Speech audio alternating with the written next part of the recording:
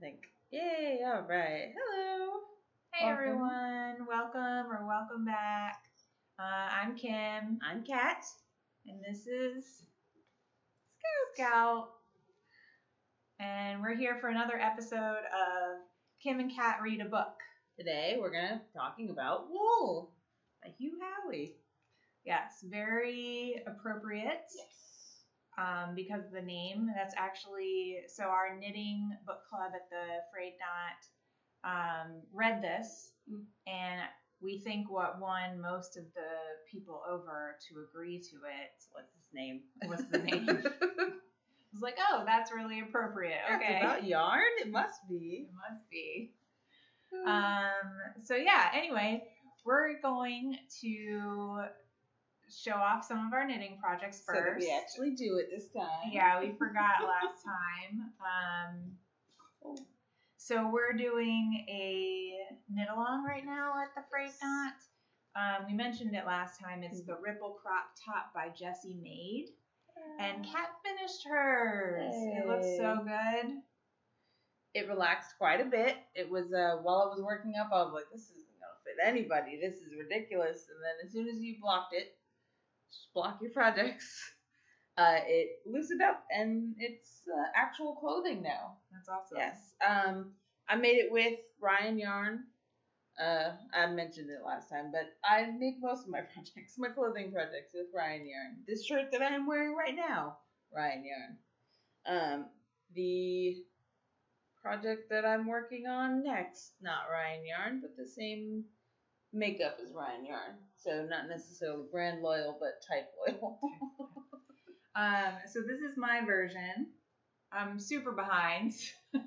You were working on just gonna do a bralette. And you can see I am having the same crisis as Kat was, being like, this is never gonna fit me. The difference is astounding. You can see how the ribbing just really loosens up there.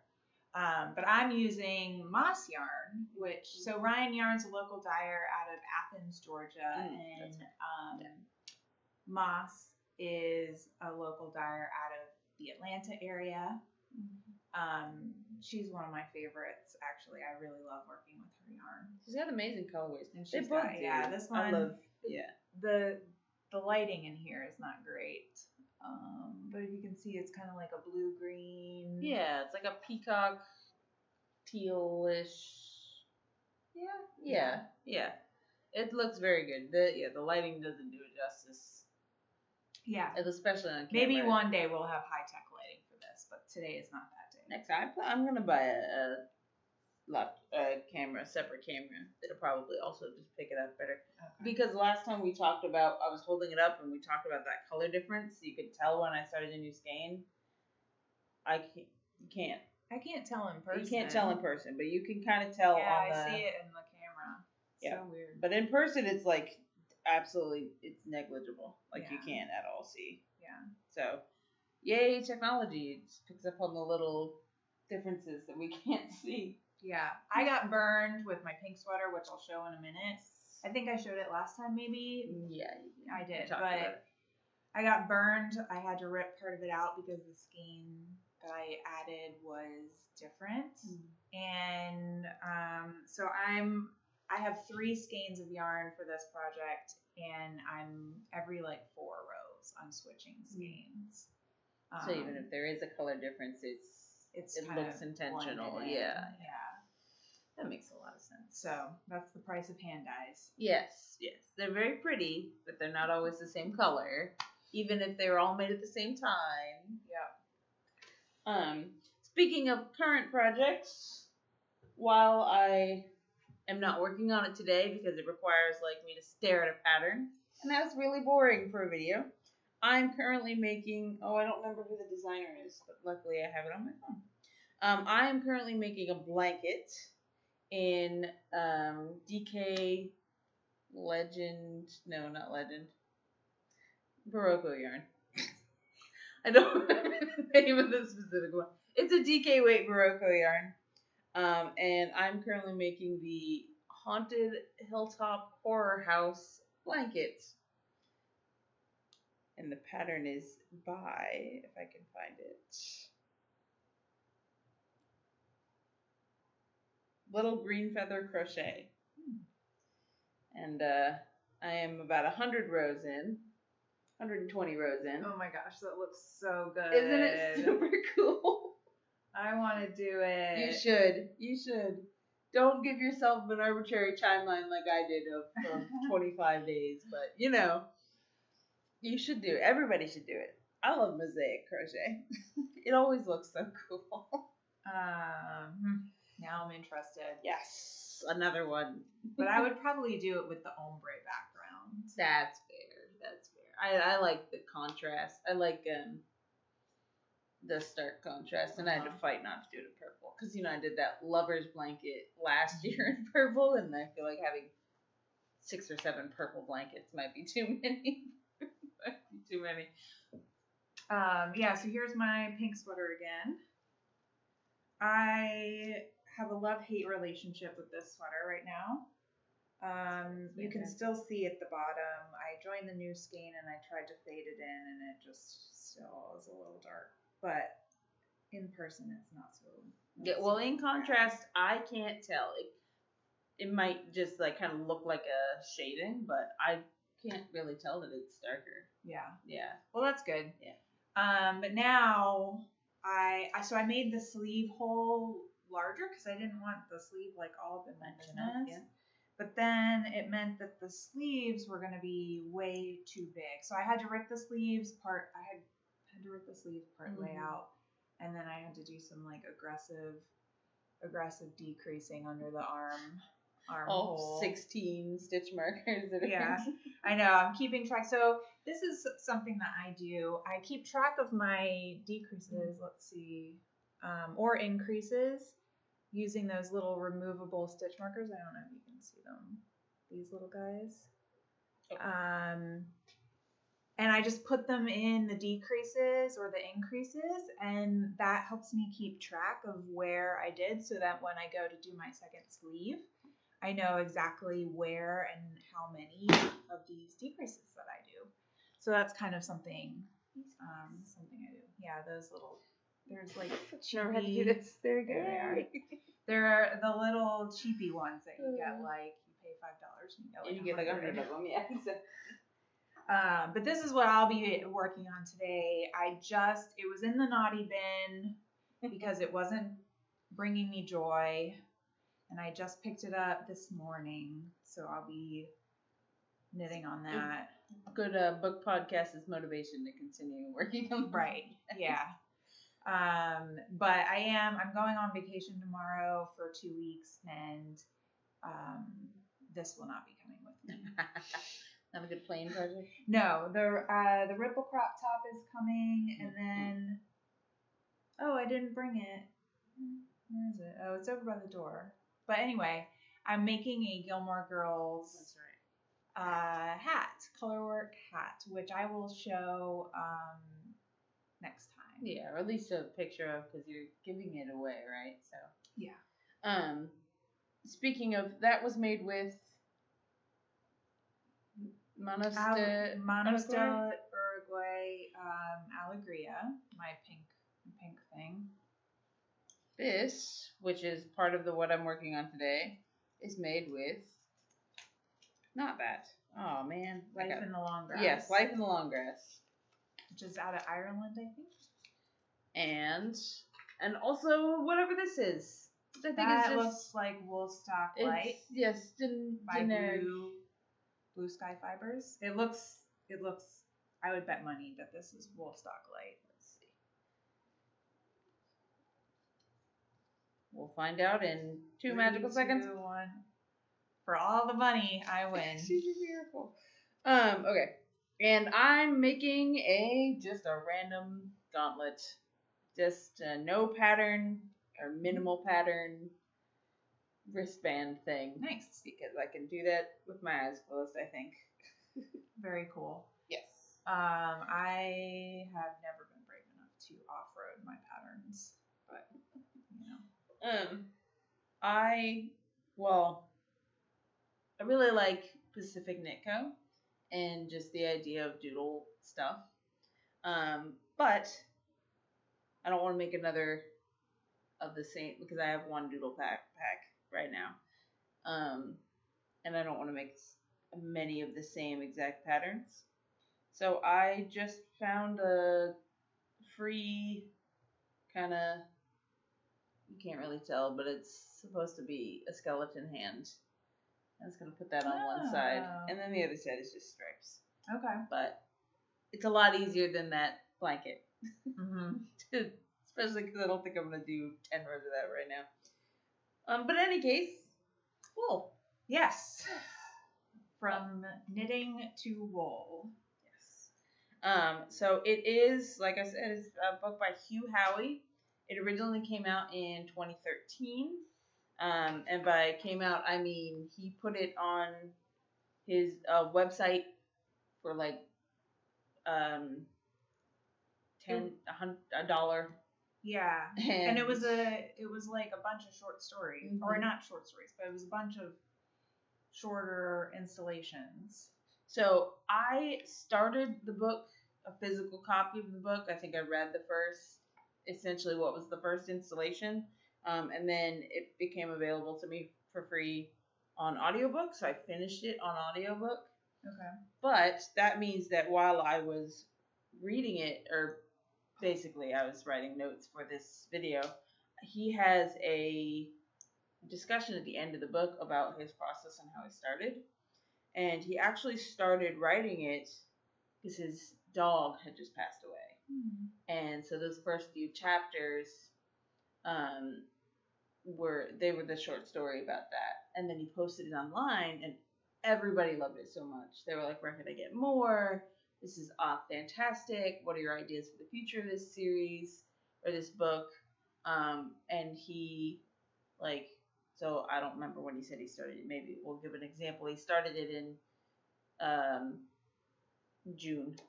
And then in October, he was like, oh no, even slimmer a timeline, because he said by October 31st. So I think he uploaded it at the beginning of October. By the end of October, he was like, I guess I got to make more.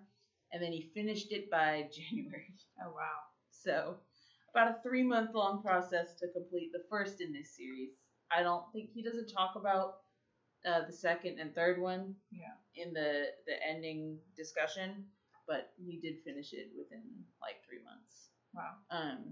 Which is impressive because it's a large book. Yeah.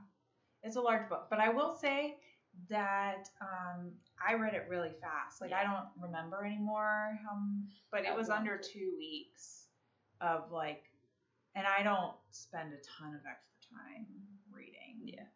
I'm kind of I use like physical books. I read right before bed, and some nights I get like 3 pages done before I'm like snoring.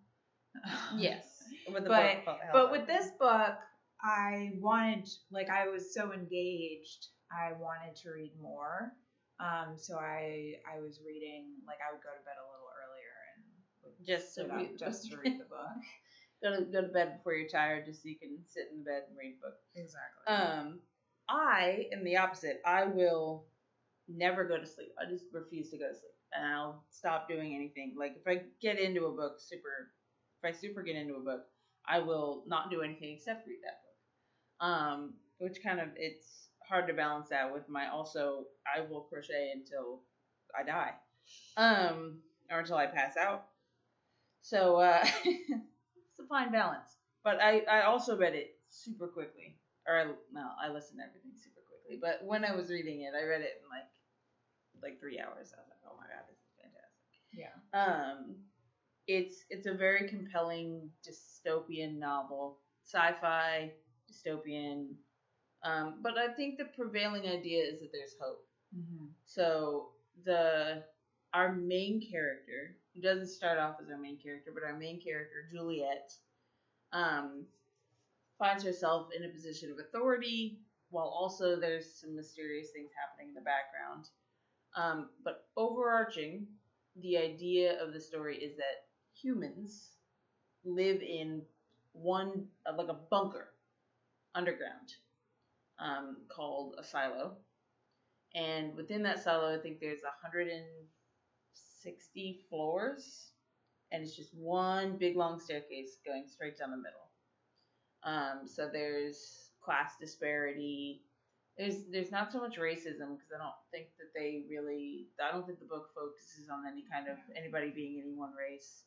And there also is not much gender disparity as well, because I mean Juliet, our main character, is flawed, but is also like capable in her field, and nobody ever questions that because at least not because of her being a woman. That's fair, yes, but because her being a downsider or down from the I forget what they called it, but from the lower levels. Yes. Yeah, so there's a lot of classism going on.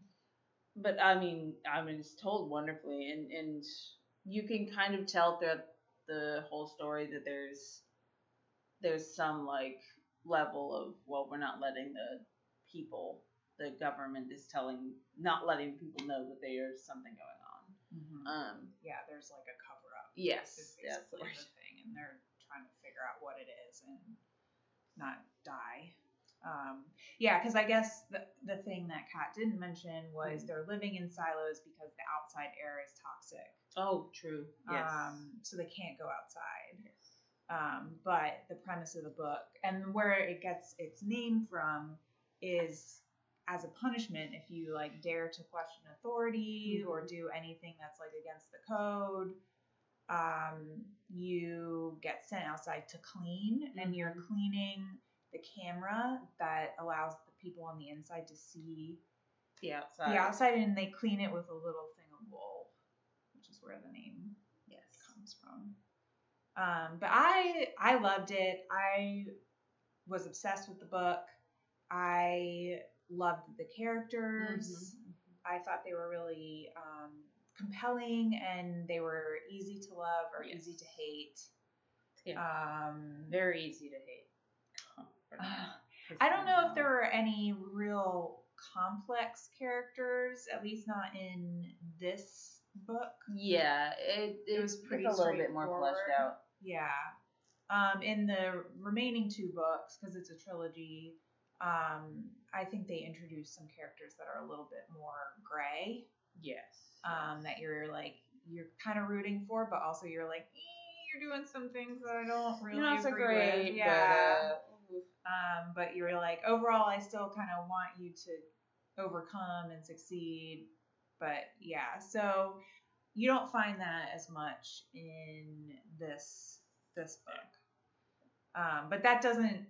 I don't say that to say that detracts from anything. Oh no, it's not a negative. I mean, one, there's like for the limited cast that you could have in a silo where like it's just the set number of people. There are so many people. Yeah. I mean, there's good guys and bad guys, and I'm using quotations because you kind of don't know, because it's a cover up, but also is it a cover up for a reason, or are they just doing it for nefarious reasons? So not everybody, like, the greater good comes into question. Yeah. And I think that makes even like less nuanced characters, like there's the potential for that. So if you're reading a book to read into it, I think that it's there, but it's not strictly written in that, like, you know, this guy is, I'm talking about Bernard, the main antagonist of our story. He's kind of like, is he doing it for a reason? And we don't really find that out till the third book. Yeah. So in this book, he's just a bad guy. Yeah. Who's trying to justify his bad actions by being like, well, you just don't know any better. Mm-hmm. And how could she, or how could anybody, because you refuse to let them know, like refuse to let them have access to the knowledge that just makes you look like a bad guy. Mm-hmm. But then, you know, then you've got like all the like people she grew up with who are just generally like confused citizens, and they're just like, I want to be in control of the information, or the secret police essentially. Yeah. I don't think they should exist, or it's a good story. It is. I think now would be a good time. Yes, it's really hard to be not shocked about it. For people who have not read the book and are interested in reading the book, and hate spoilers, to leave. So feel free to read the book and then tune back in. Yes. And see. But we just wanted to give you an opportunity to say goodbye, so that we don't ruin anything. Spoilers from now on. So my favorite character is his name is Solo. It's actually he is not in our main silo. Yeah. As it turns out, that punishment for questioning authority gets put on Juliet. They lie about it, of course. Bernard says, "Oh, well, she requested to be let out," because not only is it a punishment, like a death sentence, literal death sentence, it can also be if the person requests to be let outside, even one singular time, they are sent cleaning. It's kind of a mixed bag. So it's a punishment, and then it's also that hopefulness. Like, people go out when they want to see if the world is safe outside. So you can request to be sent on a cleaning, essentially. And Juliet, because of her connections to the underground, they're all underground, to the lower levels, she is being forced to be sent out, but everybody around her knows that she's being forced. Well, didn't they find, because she was investigating, so at the very beginning of the book, the sheriff, the existing sheriff, I forget his name. Holston, yeah. He discovered something that made him think that the powers that be were lying to them about what was actually outside, that it wasn't a wasteland, that it was actually safe, and whatever. Yes.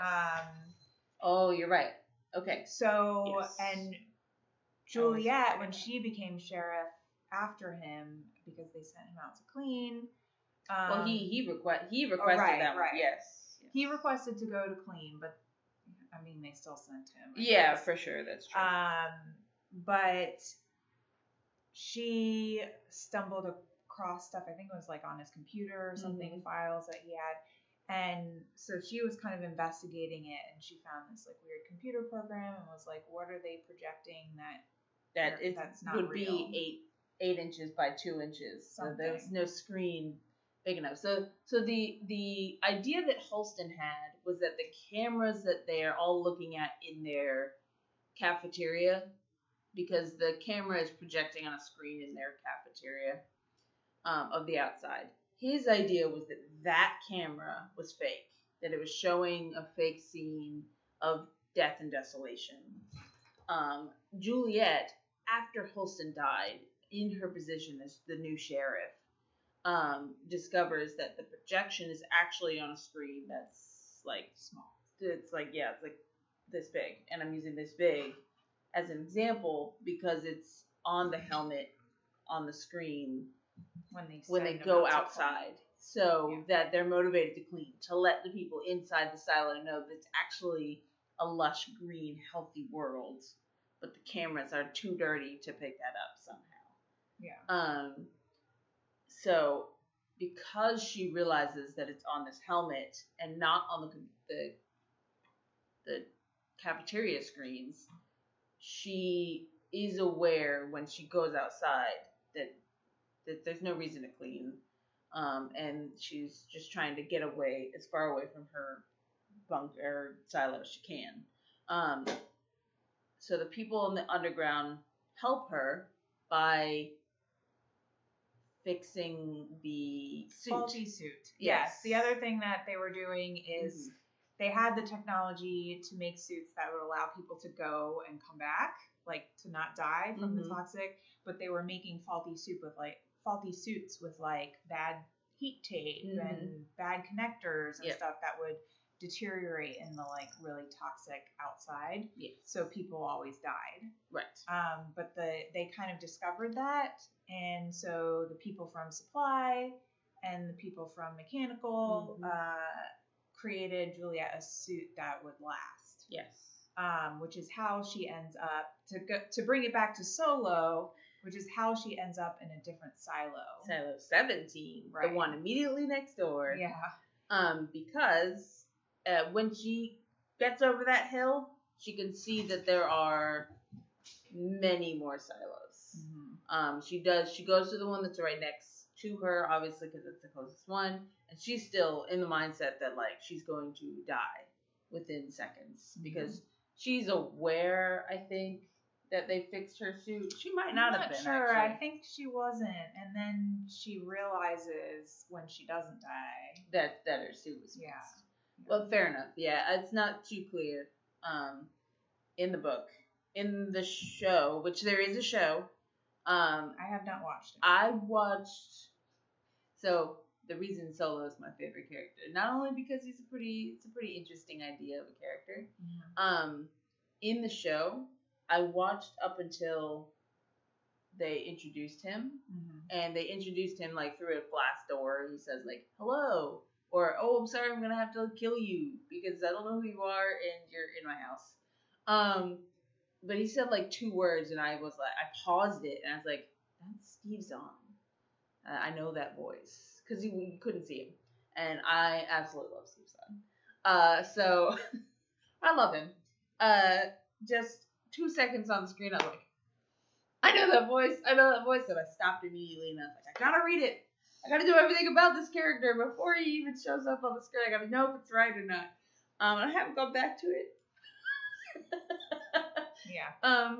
It's on my list. Yeah. I hear it's very good. I hear that it's like mostly true to the there's books. From where I got, there were a couple of differences. So like Bernard exists. He's obviously a bad guy. There's a character named Sims who is in the book, but he's a very background character in this. Whereas in the TV show, he feels more like the main antagonist of the first season. So it's different, but it's still the same general like distrust of the government and shady actions to justify their greater good. But so anyway, she makes it to this next silo, and it's decimated. So his name is Solo because he's alone.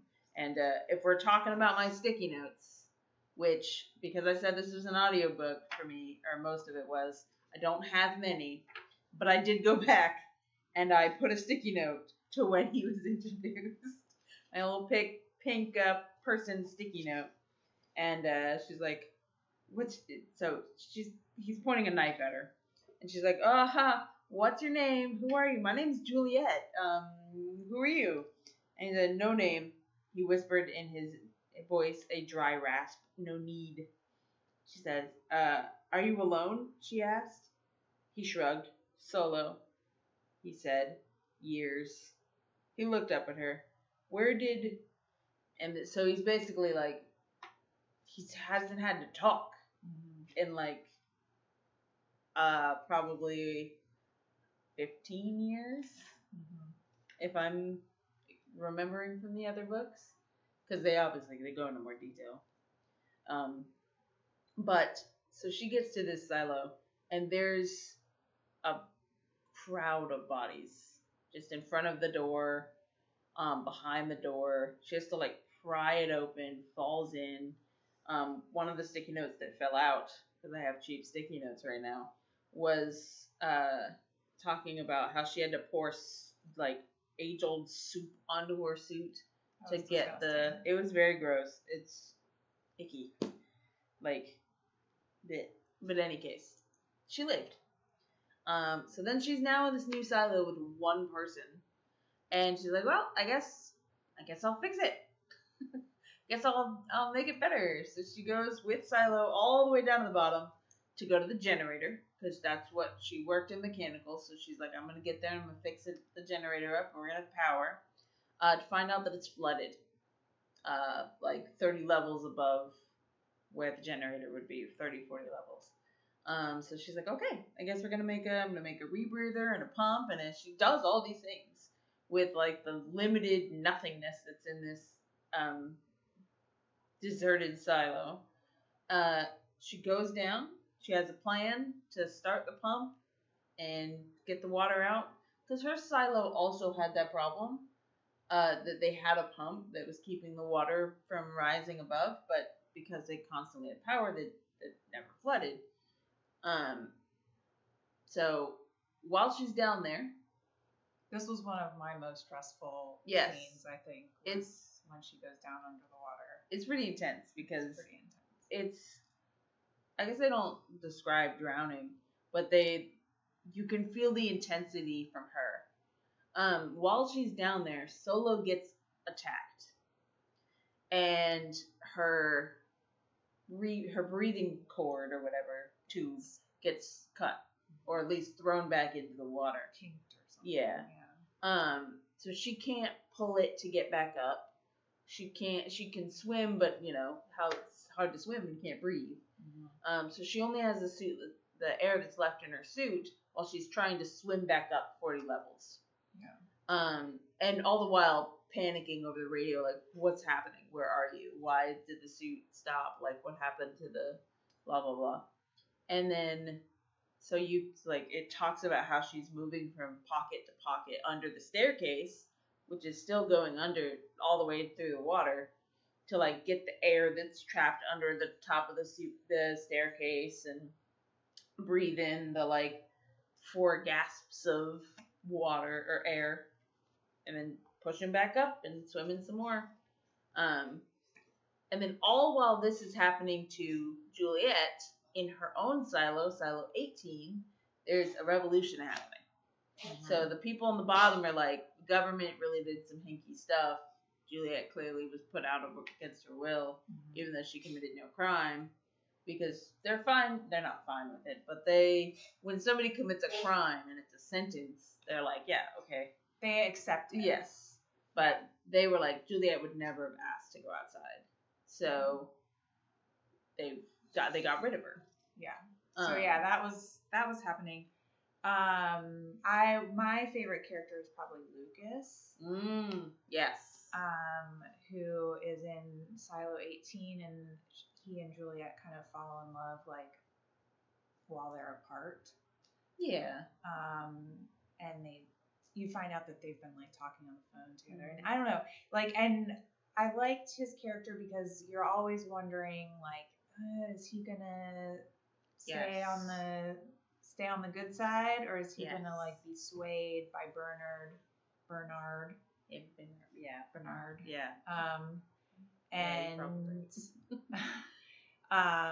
end up choosing to like uphold this like mm-hmm. system of deception that's been going on for so long. Yes, because Lucas was tasked. He worked for IT, and he was picked by Bernard to be his understudy, to be his apprentice. Mm-hmm. And so when that happened, he introduced him to like the communication system between the silos. And so he's in this bunker within Silo 18, basically with just a radio to the other silos. Yeah. So he finds out there that there are 48 other silos. And I say 48 because originally it was 50, and then some of the silos got taken out. So Silo 17, they had a revolution, and everybody went outside and died. Yeah. And so they don't count that as one of the 50 anymore. Right. Yeah, I think it was like Silo 40 maybe. Yeah, Silo 40 was the other one as well. Yeah. Yes. But they got cut off. They don't explain that one. No. And Silo 17, they kind of say that, like, they did it to themselves. So you get more on Silo 17 in the second book. Yeah. So I mean, to wrap, I guess. I mean, we could talk about this book for a really long time. Yes. It's so rich. There's so much that happens in it. I will just say that something that I hated and also loved about this book is what a lot of characters die. Yeah. So you don't want to. I found myself not wanting to get attached when they would introduce a new character because I'd be like, they're just gonna end up kicking the bucket. It gets better as it goes along, but the first half of the book, it's pretty brutal. But anyway, I loved that I couldn't guess what was gonna happen. That's true. Yes. Because I was sure when Holston went out to clean at the very beginning of the book, I was sure that he was gonna find that the world was actually good, and he was going to be the main protagonist. Yeah. So I was like shocked when he didn't make it. Right. And Hugh himself, in his little blurb, he was like, I spoiled it on the first line of the book. Yeah. Like, I tried to tell you guys. Yeah. Because the first line is the children played while Holston climbed to his death. Well, and I just thought that was... Yeah, for sure. His perspective, that which doesn't make a lot of sense because he actually believed. But anyway, in the moment, I thought that was his perspective and that it was not going to be that way. But this book kept me guessing, and there were a lot of twists and turns. I mean, I love... Here's Scout again to help us wrap up our episode. There were a lot of twists and turns. The characters were so good. The mystery, like it was just a lot of very, very mysterious things that you just like kept wanting to read so that you could find out. And some things you find out on this book, and some things you have to wait until books 2 and 3.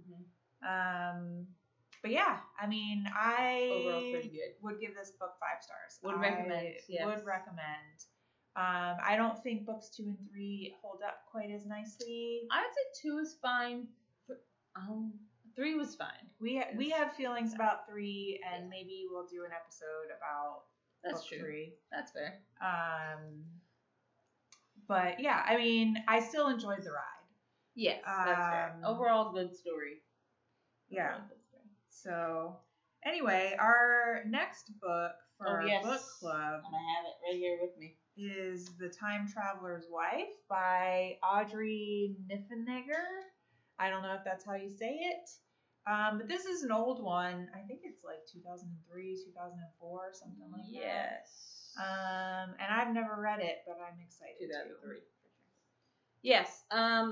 We used my little spinny thing, and it happened upon sci-fi, and everybody was like, I know, I was like, this is the worst thing that might have happened to us. Even though this is a sci-fi, guys. This is sci-fi. Yeah, well, people didn't want to read that one That's either.